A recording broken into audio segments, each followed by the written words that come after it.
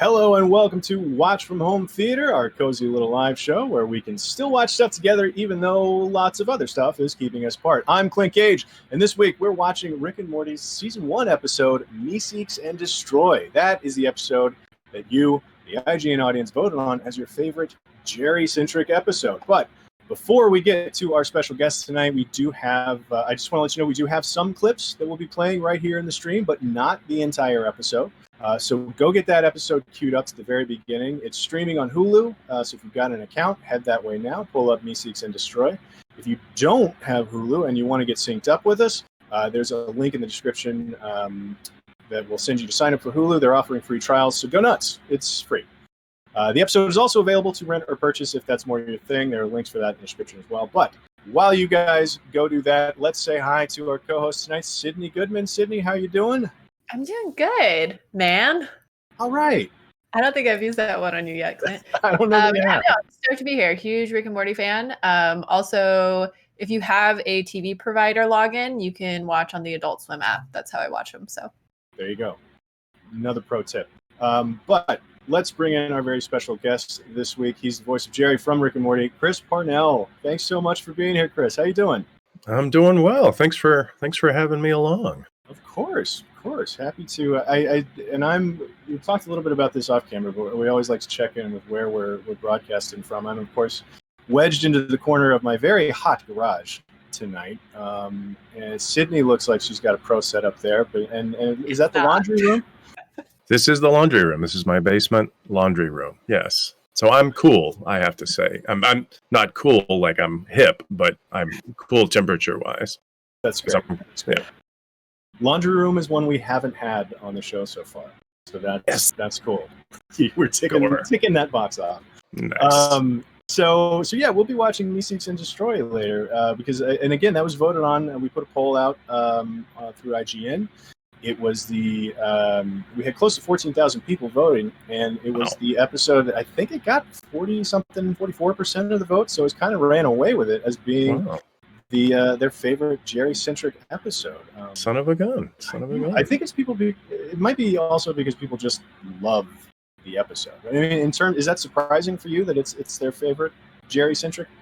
Well, there are only a few Jerry episodes that I sort of hold in my brain at all, like the Whirly-Durly Conspiracy, and then it's the more recent ones, the ones with the one with me and the talking cat. And I had forgotten about that one. Of course, when I watched some of the clips from it, I was like, oh, yeah, I remember this. But it made me realize one of these days when I have the time, it would be fun to sit down and go back and watch all of them, because I haven't seen most of them since they originally aired.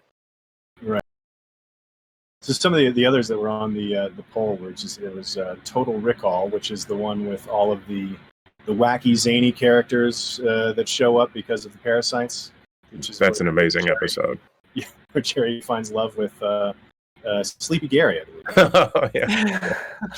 Good old Sleepy Gary. Oh, yeah. Morty Night Run was another option. The Jerry Brie daycare. That makes sense. The M. Night Shyamalan was the other option that people had to vote for, which is the simulation episode where the Hungry for Apples ad campaign.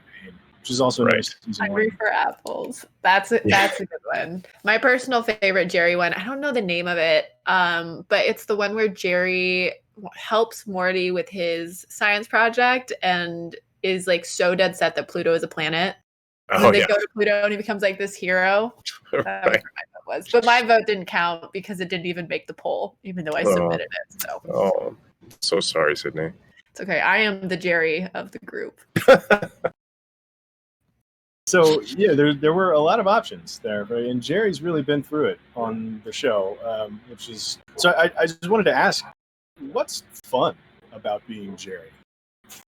Well, it's fun to play a character that's put upon in the way that Jerry is by really everybody else in the show, especially Rick, obviously. And it's fun to play somebody who's essentially a loser, and I don't know. It's for better or for worse. It's not hard for me to tap into that part of myself. So it just sort of it's not a big leap for me to play Jerry. So take that as you will. Have you ever gotten recognized for your voice? Like, has anybody heard you and just come up and be like, "Oh my gosh, you're Jerry"? Or do you get recognized for your face more often? That's a super random question, but when you're talking, I was kind of like, "Oh my gosh, I'm talking to Jerry." Yeah, sometimes. Sometimes. But I think a lot of people, have a sense of what I look like from whatever, and then they hear me, and then that's sort of like, oh yeah, that's him. But sometimes, yeah, it's just the voice. I think, Yeah. You can't escape Jerry. He's always with you. He is, and I love him for that. All right. Well, let's just dive into this episode, I guess. If you've this is your last chance to go get synced up at home to watch along with us. And remember, wherever you're watching, just get into the comments section. Leave your comments and questions for Chris, and we'll try to get to as many as we can. And remember, we're just watching the one episode tonight, so it's kind of a shorter thing, so get them in quick. But if everybody's all ready to go, let's just go ahead and count down. 3, 2, 1, play. Did that work? And we're off. So I have to ask, would they give you your lines? Well, first, do you usually do your recordings by yourself, or is it with the full cast? No, they're solo. They're all solo. Yeah. We've never done a group record, which is fine. I think everybody kind of likes recording solo, and Spencer's in New York now most of the time, and then Sarah's in Canada most of the time, so kind of makes sense we would do it separately. Yeah. Do you ever see the final episode and be like surprised by like what it looks like on screen, or like oh wow, that's what I was talking to? Yeah, I mean, I've come to expect, something pretty crazy with any given show. So I'm not too surprised, but it's always fun to see it and see how the animators have realized it. I also probably forgotten it mostly by the time I watch it. So it's it makes it more fun. It's like seeing it without having really read the script. I love these out of context, hyper violent cold opens in the show. Right, I have to say they definitely nail cold opens. They do. They got the tags down pretty well too. Do you have a favorite character in Rick and Morty? Seriously, Rick? You'll let me call the shots? Okay, yeah, fine. I like Mr. Poopy Butthole. He tends to make me laugh. Seems like a good guy. Yeah, I think so. I think he means well. He's saddled with an unfortunate name, but he doesn't seem to mind it. Yeah. Also just fun to say. Right? It is. It is. Well, there's a certain amount of humility that comes with having that as your name, so I'm sure he's a pretty chill guy. Yeah. He doesn't feel like he's too in your face about it. My older son got in a little trouble with my mother-in-law for talking about the little figurine and calling him by his name, and I was like, "Oh, that's actually his name," So Can't get mad at him. It's accurate. Yeah. He's never seen the show, but he knows the characters, from the figures and things. Mr. Meeseeks, open Jerry's stupid mayonnaise jar. Yes, sirree! The Meeseeks fulfills the request. Oh my gosh, Mr. Meeseeks. Wow. And then it stops existing. Oh my god, he exploded. Trust me, they're fine. So this is we're sneaking up on the scene here where Rick just explained what the Meeseeks, but how it works, and gives the warning, which is this is one of the things that I really like about the show too, is just the weird high concept sci-fi stuff that gets played out to its sort of natural conclusion in a really smart way. Yeah, they're pretty good at that. Here's a question while we're meeting Meeseeks and these amazingly complicated questions that Beth and Summer are asking, but Jake Seeley, who's watching on Cinefix's YouTube channel, asks, if Chris could have a Meeseeks, what would he make its one goal? Jeez. Just start with an easy question. I might ask him to dig me an in-ground pool, maybe something like that. Yeah. Yeah. It's a lot of heavy lifting that you could avoid. Exactly. Well, that's smart. Give him a task that's kind of like out of your way, slow, tedious. Yeah. Let him get to work.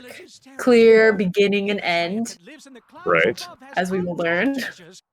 Or maybe to make a lot of money for me in a legal way very quickly. That would be nice, you know. Yeah, it feels a lot like when you have to give genies your wishes and like be very specific. You need to cut out any wiggle room for misinterpretation. Yeah. I don't know if Mr. Meeseeks are as sort of malevolent as genies seem to be in general, but Yeah, I don't think it's as intentional. I think it's more of a I still put myself through what's the word? Like what you say is what you get. Right. Yeah, but I'd much rather deal with a Meeseeks than a genie. It's fair. Yeah. Let me just be clear about that. Rather Yeah. have a Meeseeks than a genie. That's our headline. Chris Parnell prefers genies over Mr. Meeseeks. And, you know, and I don't want to offend any genies, but you know, I'm being straight. Do you think you share any characteristics with Jerry? I do. You know, the low self-esteem is something that I sometimes struggle with.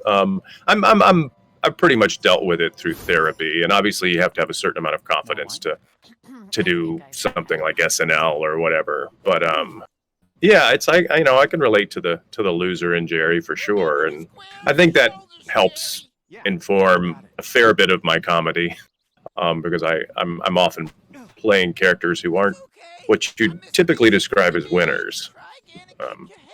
So yeah, I can relate. I like So that. we've gotten a handful of questions already about this. Here we see Jerry and Mr. Meeseeks at the first attempt at the golf course here. Towel of Pie, who's on Twitter, and Matthew Dagan, who's watching on Facebook, have both asked, how's your own golf game? And whose golf game is better, yours or Jerry's? Is your golf ability something else that you share with Jerry? The last time I played golf was putt-putt in maybe St. Croix or Cancun with some buddies, and I couldn't even play that particularly well. My friend Brian, who does play golf for real occasionally, was just crushing me, and I couldn't take it. But I've never actually played on an actual golf course. Only putt-putt, and that many years ago. Cancun putt-putt years ago. I think that's where it was. Yeah. One of our mutual friends had a rotating timeshare situation, so he would pick a different sort of tropical or hot location every year, and that's where he picked that year. I don't need to go back. Certainly not the putt-putt. No.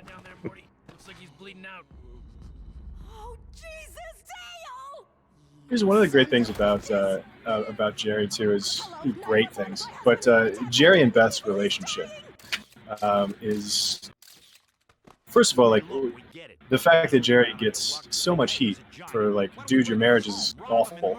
Like not just over the course of a season, like several times in every episode, somebody points that out to him. But there's another question. Somebody, user Christopher 1993 wants to know if you have a favorite Beth and Jerry moment. Yeah. When they go to the marriage counseling planet, and we get to see a physical manifestation of how Jerry sees Beth and how she sees Jerry, and Jerry's a really pathetic little wormy creature, and I found that very delightful.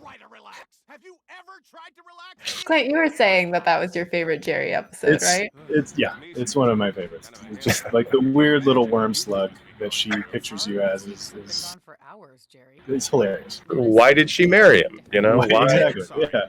Why? Yeah, it's crazy. I mean, Beth being the daughter of arguably the smartest being in the universe, and being married to Jerry, who is clearly not the brightest guy. It's a mystery. It's a mystery. Before the jury reaches its verdict, I just want to say that I consider you both very guilty. But yeah, I'll go ahead and claim that as my favorite episode. That one was a blast. But there's another, Crassus Indigno. Sorry for mispronouncing that, which I'm sure I did. Who's watching on IGN.com wants to know what everyone's favorite episode is. That was my Sydney. Do you have a favorite episode? That's tough. I oscillate between the one that I said earlier with the Pluto thing, and that's the same one where Summer starts working for the devil. That's probably that is my favorite episode. That one, or I think it's either the second or third episode of the first season with oh my god, what's the dog's name? Starts with an S, I think. Snowball. Mm-hmm. Those are my two favorite episodes, but I think the devil and Summer is just too good for me, so I think that's my favorite. Yeah, I like the Total Recall with all the different manifestations of the parasite. That's pretty amazing. I mean, for Jerry episode, I love the Whirly Durly conspiracy. Yeah. Clint? Oh, I already claimed it. That's the. Oh, you said that was your favorite. Yeah. Got it. I'm happy to have that one be my favorite. Got it. At what point do you think you'll ever go back and watch these episodes with your kids? I know that you were saying that they don't currently watch, but they know the figures. I'm going out. Yeah, well, my older son does. My 3-year-old doesn't really. I mean, he's seen the figures, but I don't think he really connects it with something that I'm a part of. I don't know. I mean, hopefully not until he's 12 or 14 or something. I don't know. Hopefully a long time from now. I'm just trying to protect him from the darkness and the insanity of the show. You know, even though I know there are plenty of younger kids who watch it. Yeah. So you were in Archer, and then you're in this, and I mean, just in general, it feels like these dads in all of these adult cartoon or adult animated series are always very dumb. Do you have any, and just kind of like an imbecile, and they're kind of always the butt of the joke? Do you have any like theories as to why that is such like a common thread in all of these animated series? Yeah, it's even been a somewhat of a thread in some of the on-camera series I've done. You know, they're not they often have an element of the loser about them. I mean, Cyril in Archer he's a lot more capable than Jerry is, because Cyril can actually get some things done when he's feeling confident. Yeah, I don't know. It's like I said earlier, it's something that is fun to play, and I like playing, and I apparently can connect to those kind of characters well. So. Sorry, this guy that Morty's talking to. How dare you laugh at the show? How dare you? You should apologize. That's exactly how much I spend on my big fake boobies. Hi, I'm Mr. Booby Buyer. I'll buy those boobies for 25 schmeckles. It's a tempting offer. Do you usually get the full script with you, or only your lines and kind of those interactions? No, I get the whole script. Happily, Okay. thankfully. Yeah. You should try and draw out what you think all of the characters look like before you actually see the final. You can start releasing the Jerry cuts of what these insane space people look like. That would be really sad to see, I think. That would be pretty pathetic. Maybe even more pathetic than Jerry. There you go. Jerry I were doesn't to have try to be the most pathetic in the universe. It could be me. What?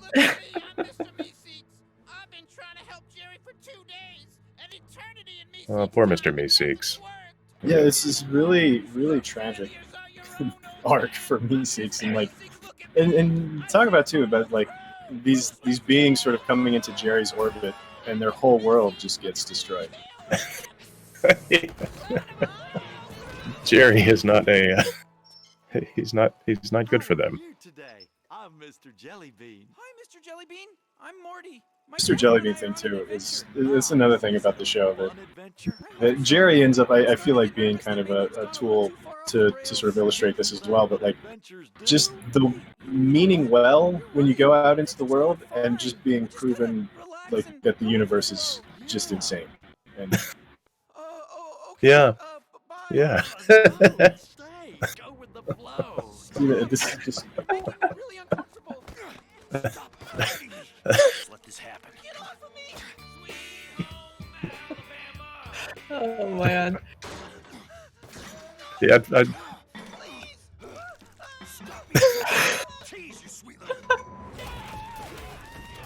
Oh my god, so much chaos.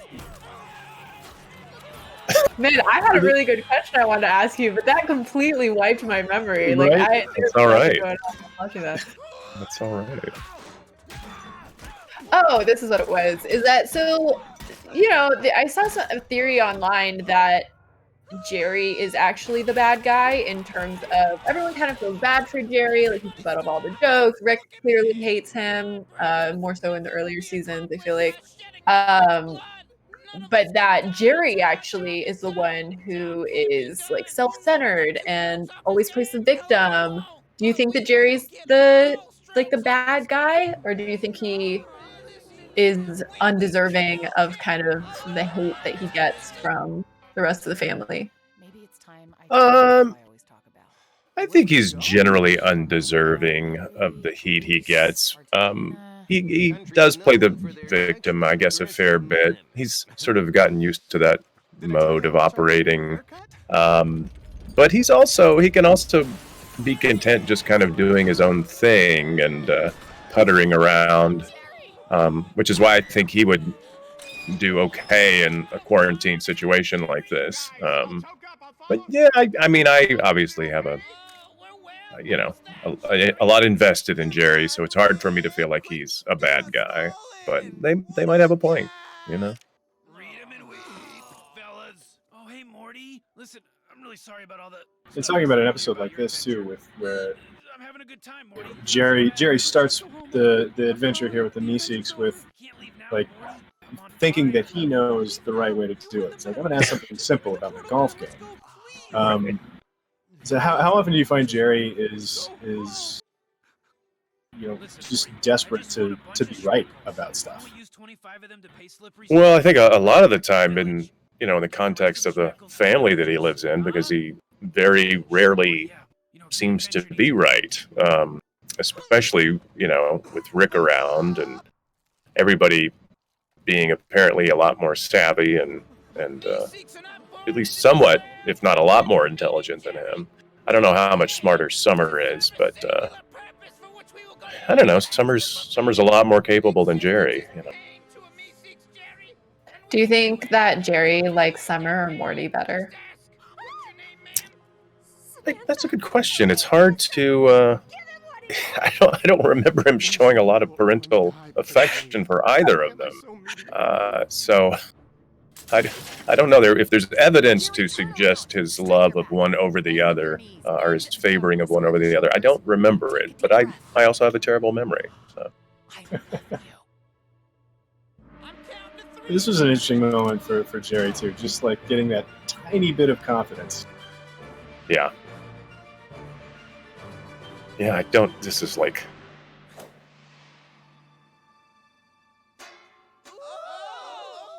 What the is going on?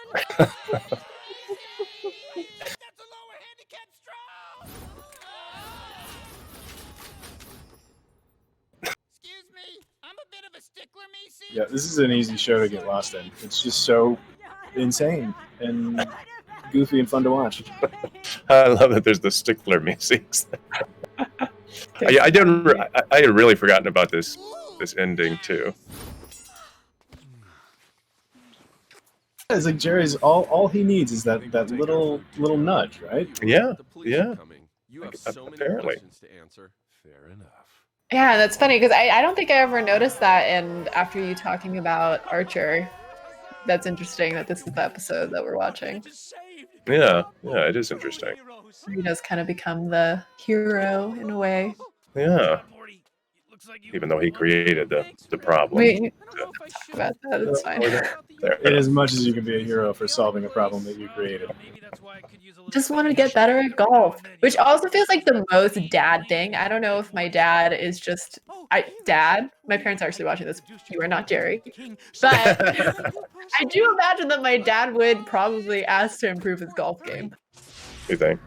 Yeah, I feel like that feels very like okay, like it seems relatively benign and it's like a nice to have. Yeah.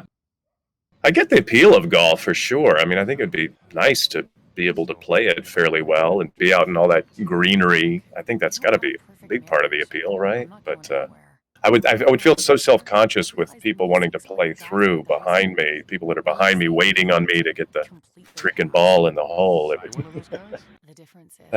would be crushing. Well, No, When you're talking, Sydney, you mentioned something there that was what I thought sort of a weirdly defining trait for Jerry. I think when you mentioned something, he's like, it seems like it would be benign. Is that sort of an abiding principle for Jerry in a lot of ways in terms of the approach to the character? That it seems like what he what he wants or what he's doing is benign. Yeah, or just him as a person. Like seems Sure. like it would be benign, but ends up, Yeah, I think that's a good characterization. Yeah, I think that probably fits with a fair bit of what Jerry does. But also a lot of it is mostly benign, I think. It doesn't usually, as I remember, affect that many others, but maybe I'm wrong. He's definitely a benign kind of guy. Well, because I'm thinking about that one episode where I think it's the ABCs of Summer, maybe, where he starts dating the alien hot lady after him and Beth break up, and that caused a lot of mayhem. Yes. Yeah, that's true. That's true. He definitely seems to make a terrible choice with who he goes out with post Beth. I would like to see an episode of all of the women that Jerry has dated up until Beth, because he does seem to have a peculiar taste. He does. I guess he likes to be dominated and ruled over and put down, Yeah. Hey, whatever makes you happy. Yeah, sure. We can't judge him. Can't judge Jerry. We all have a little bit of Jerry in us. I think so.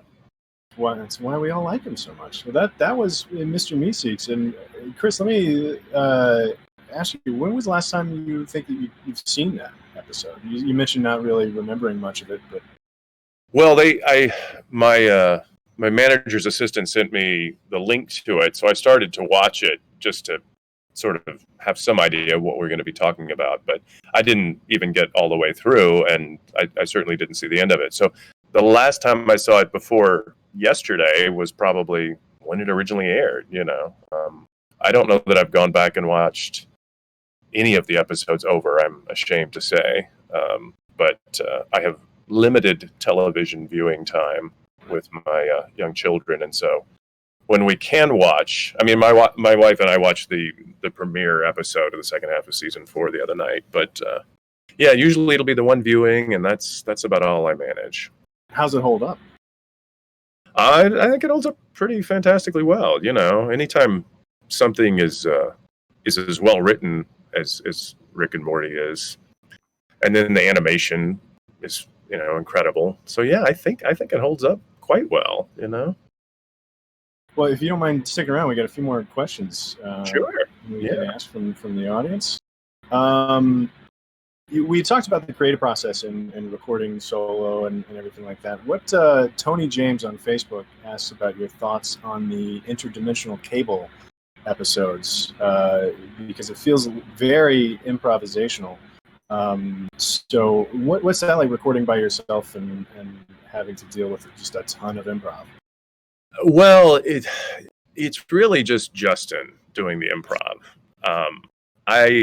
I don't do a lot of improv because the scripts are really well written and well thought out, and the idea that I'm going to go into the booth and come up with something off the top of my head that's better than what they've spent weeks or days or months or whatever thinking about is a little presumptuous. They're not like sticklers for sticking word to word. But if you want to mix a few things around or say it in a slightly different way, they don't care. But I'm not doing a lot of improvising in there. Justin, however, I've never seen Justin record, but you can have a sense of what it's probably like just based on something like Interdimensional Cable, and he's so good at riffing and just changing voices and all that. It's quite a tour de force. Here, this is a real quick. I just want to make sure I get to this comment.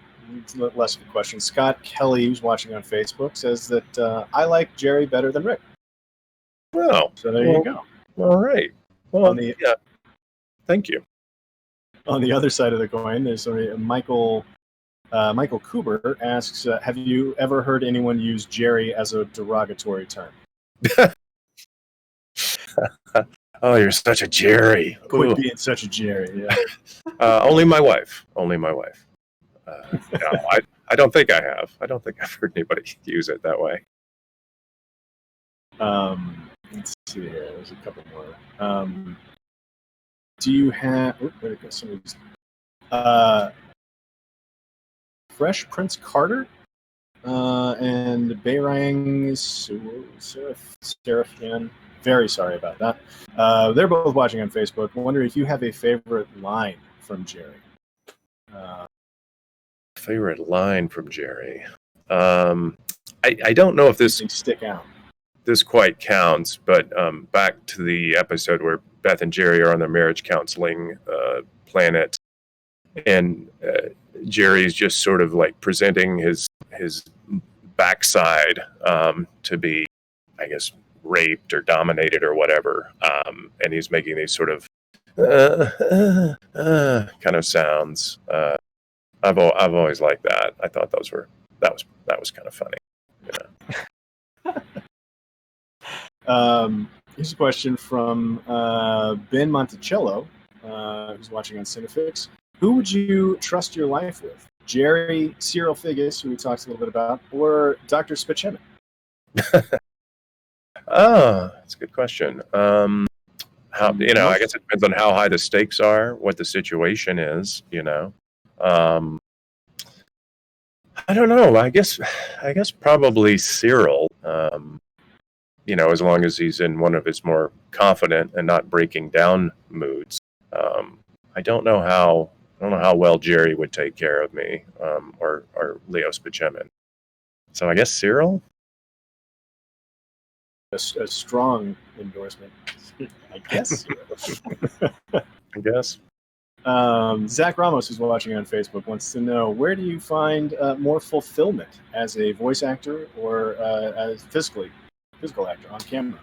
I guess I'd have to give it to the on-camera thing a bit, just because while I love recording voiceover solo, I also love that I get to sometimes do on-camera stuff and be there with other actors and, connecting with them in scenes and the camaraderie around that. And, sometimes I get to travel to fun places. I was in Thailand earlier, or I guess it was last working on a movie, and that was fun, So I think that because I'm there in a different way, not just my voice in a recording booth. It tends to be a little more fulfilling. But I'm very happy I get to do. Michael Myers apparently is watching on Cinefix as well. I wonder if that's the Michael Myers. If Jerry could one-up Rick, if Jerry could one-up Rick on one thing, what do you think that would be? I think if he could, prove that Pluto was in fact a planet, I think he would enjoy that. I think anytime his relationship with Beth is good on those rare occasions and solid, he feels good about that in the face of Rick's constant scorn and disbelief that he's married to his daughter, Okay, and then last one, Carson Magus wants to know, are you doing anything for season 5 yet? We have not started recording season 5, but I know that they have certainly episodes written and, have it boarded to a certain extent. But I don't know when we'll start recording. I've upgraded my home setup, even though it doesn't look like it. I've upgraded it so I can actually record proper sessions from home. As long as the studio does some safety protocols and stuff like that, it's an easy sort of situation to go into a booth and record and not really have to encounter anybody, but yeah, I haven't started recording yet for season 5. Yeah. Well, Chris, thanks again for joining us. Glad we gave you an excuse to watch this episode again. I am too. Thank you very much, Clint and Sydney. Well, it was great to meet you, and thanks again for everybody watching at home, everybody who voted on this being their favorite Jerry-centric episode. And we will see you guys next week for more Watch from Home Theater. Thanks again, Chris. All right. Thank you. Thanks for watching, everybody. Thanks.